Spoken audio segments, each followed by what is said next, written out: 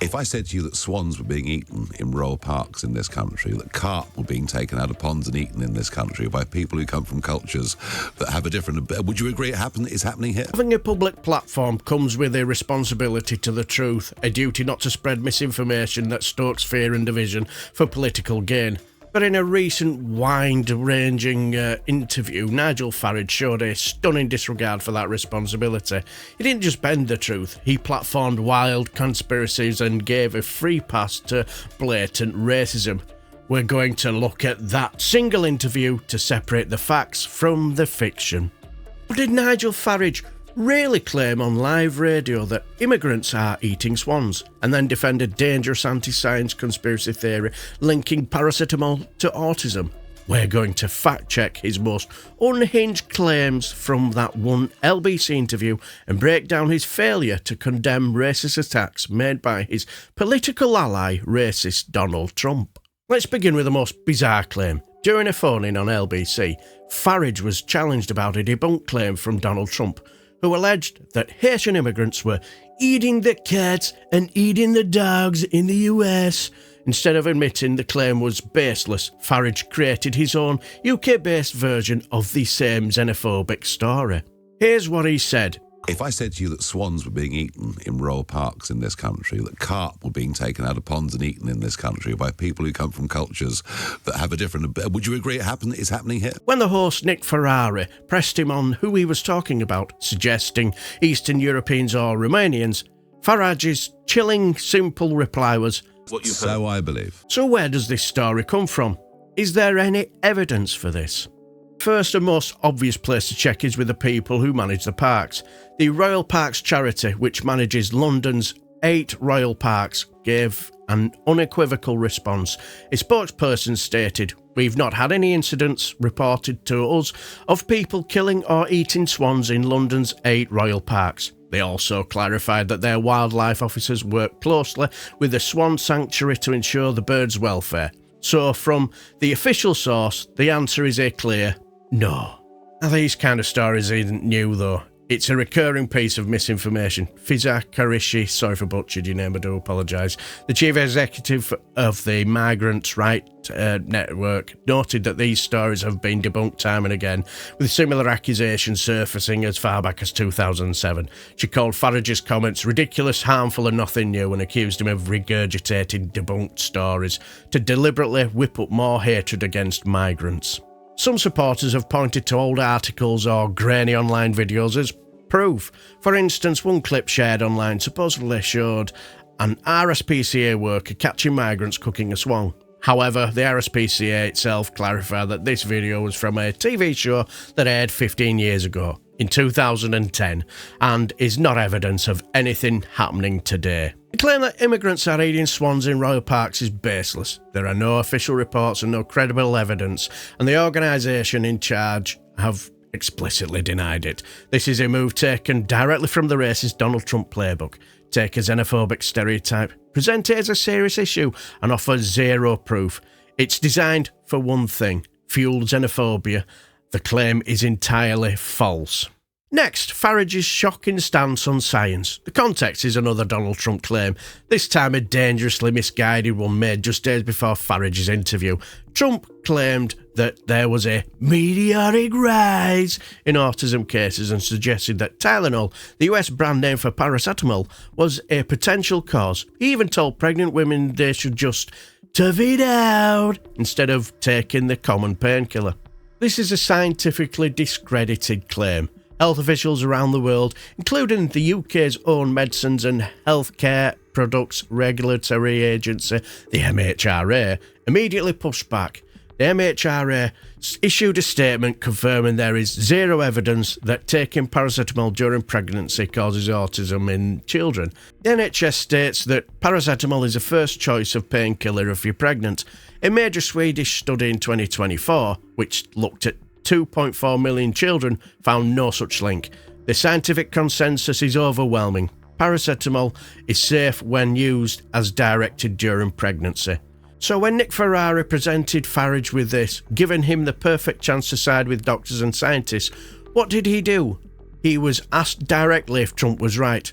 Farage's answer? I've no idea. But he didn't stop there. He brought up the thalidomide scandal, a tragedy from over 60 years ago, to justify his scepticism, saying, We were told thalidomide was a very safe drug and it wasn't. Who knows? Nick, I don't know. You don't know. When Ferrari asked if he would side with the medical experts who called this link dangerous, Farage was defiant. He said, I wouldn't. When it comes to science, I don't side with anybody. Right. You don't. No, I don't side with anybody, because science is never settled, and we should remember that. This "science is never settled" line is a classic talking point used to cast doubt on established scientific consensus, whether it's about vaccines, climate change, or in this case, the safety of essential medicines. While scientific discovery is an ongoing process, that doesn't mean we should dismiss overwhelming evidence on a whim. The evidence on paracetamol safety during pregnancy is robust. By refusing to condemn Trump's claim, Farage gives it a hint of legitimacy it doesn't deserve. Health Secretary Wes Streeting called Farage a snake oil salesman for his comments and stated plainly, I trust doctors over President Trump frankly on this. Nigel Farage refused to reject a scientifically baseless and dangerous conspiracy theory. He used tired, anti-science rhetoric to justify his position and chose to align himself with dangerous misinformation over the consensus of the medical and scientific community. It's an irresponsible stance that could cause real harm by creating fear for pregnant women who need to manage pain or fever. Holding powerful figures accountable for their claims is more important than ever.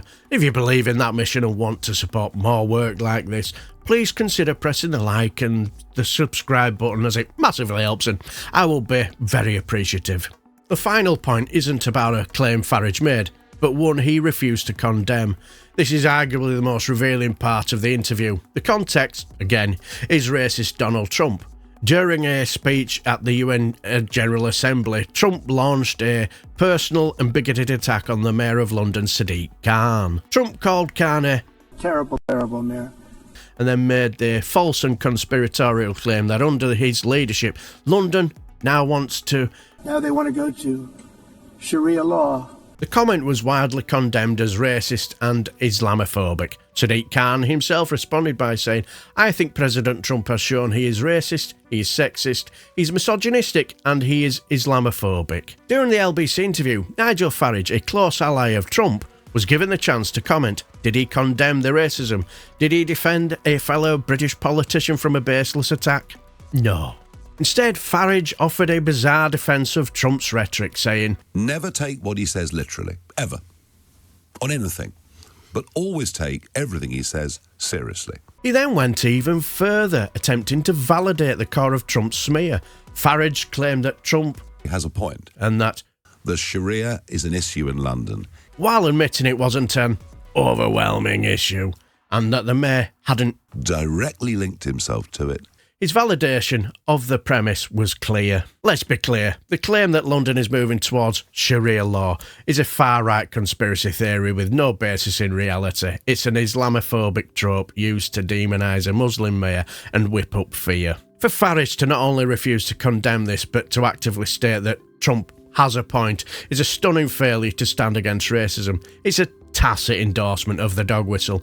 By saying Trump's words shouldn't be taken literally, he provides a convenient excuse for bigotry, allowing the racist idea to be broadcast while offering a flimsy shield of deniability. It's a way of saying the quiet part loud, then pretending you were just whispering. This isn't a complex issue. A foreign leader made a racist attack on the elected mayor of Britain's capital city. The correct and decent response is to condemn it unequivocally. Farage's failure to do so speaks volumes. When confronted with blatant racism from his political ally, Nigel Farage did not condemn it. He defended it, he validated it, and in doing so, he exposed a shocking failure of moral leadership. So, what does this interview show us? A baseless xenophobic claim about migrants eating swans, a dangerous refusal to reject anti-science conspiracies that could harm public health, and a complete failure to condemn a racist attack on a fellow British politician. These ain't isolated gaffes, they form a pattern. It's a pattern of using misinformation to stoke division, undermining trust in experts and tolerating bigotry when it comes to a political ally. The goal of this rhetoric is clear. to create an atmosphere of fear, suspicion and anger. It's a strategy that relies on falsehoods and preys on prejudice. Public figures have a duty to engage with the truth, respect evidence and stand against hatred. In this interview, Nigel Farage failed on all 3 counts. And if you think it's important to hold politicians accountable for their words and to combat the spread of this kind of dangerous misinformation, please like this video and share it. The more people who have the facts, the harder it is for these lies to take hold. And don't forget to subscribe for more deep dives and let me know what you think in the comments below.